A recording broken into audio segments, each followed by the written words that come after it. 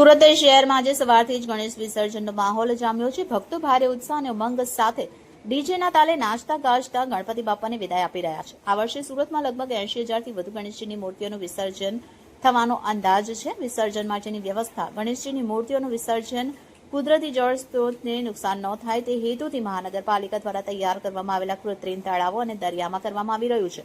ભક્તો ગણપતિ બાપા મોરયા અગલે બરસ તું જલ્દી આના જયઘોષ સાથે વિસર્જન સ્થળો પર પહોંચી રહ્યા છે। પોલીસનો ચાંપતો પોલીસ બંદોબસ્ત પણ ભવ્ય વિસર્જન યાત્રા દરમિયાન જોવા મળી રહ્યો હતો। કાયદો અને વ્યવસ્થા જળવાઈ રહે તે માટે સુરત પોલીસ દ્વારા ચાંપતો બંદોબસ્ત ગોઠવવામાં આવ્યો છે। ડ્રોન અને ધાપા પોઈન્ટ પરથી પણ સતત નજર રાખવામાં આવી રહી છે અને ટ્રાફિકનું સંચાલન સુચારુ રીતે થાય અને કોઈ અનિચ્છનીય ઘટના ન બને તે માટે પોલીસ સતર્ક છે અને આ ભવ્ય વિસર્જન યાત્રા શાંતિપૂર્ણ માહોલમાં ચાલી રહી હતી। 10 દિવસ બાપાની પૂજા અર્ચના કર્યા બાદ આજે ગણપતિ વિસર્જન એટલે કે અનંત ચતુર્થીનો દિવસ આવી ગયો છે, ત્યારે ક્યાંક ખુશી ક્યાંક ગમનો માહોલ જોવા મળી રહ્યો છે અને લોકો અશ્રુભીની આંખે આજે ગણપતિ બાપાને વિદાય આપી રહ્યા છે।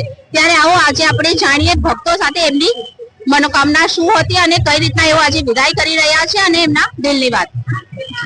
જી, આપનો પરિચય, કયા મંડળ તરફથી આવ્યા છો, ક્યાંના ગણપતિ છે અને આજના દિવસ વિશે શું કહેશો? અમારું મંડળનું નામ છે લંબોદરા ગ્રુપ। અમે ગોળાગાથી આવીએ છીએ। વિસર્જન 11 દિવસ પપ્પાને બેહાડીને અમને બહુ ખુશ થાય છે। મારું નામ શું તમે કાર્યક્રમ કર્યા? 10 દિવસ ભંડારો રાખ્યો છે, સત્યનારાયણ કથા રાખ્યું છે અને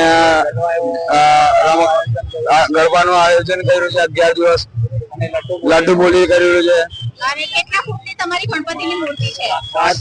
7 ફૂટની ગણપતિ છે અમારી। અને કઈ જગ્યાએ વિસર્જન કરવા જઈ રહ્યા છો? અમારે મગદલ્લા હજીરા પર વિસર્જન કરી રહ્યા છે। શું લાગે છે વિસર્જન કરતી વખતે? શું દુઃખ છે, ખુશી છે, કેવો માહોલ છે તમારો? અમને બહુ દુઃખ લાગે છે। બાપાનું 11 દિવસ બેહાડીને હમણાં વિસર્જન કરવા માટે અમને બહુ દુઃખ થાય છે। ને અમારું ગ્રુપનું નામ લંબોદરા ગ્રુપ છે। અમે 10 દિવસ ગણપતિ બાપાને બેહાડ્યા, અમને બહુ ખુશી થઈ, પણ આજે 11મા દિવસે અમે એમનું વિસર્જન કરવા જઈએ છીએ। અમે કોઈને પણ નહીં લાગતું કે એમનું વિસર્જન કરીએ, પણ કરવું પડશે। અમે વિશ કરીએ છીએ કે આજે ગણપતિ જે છે ચતુર્થી એ પાછી આવે, જલ્દી આવે। અમે બહુ ખુશ છીએ ને અમે બહુ બધું કરેલું છે 10 દિવસમાં ને બસ।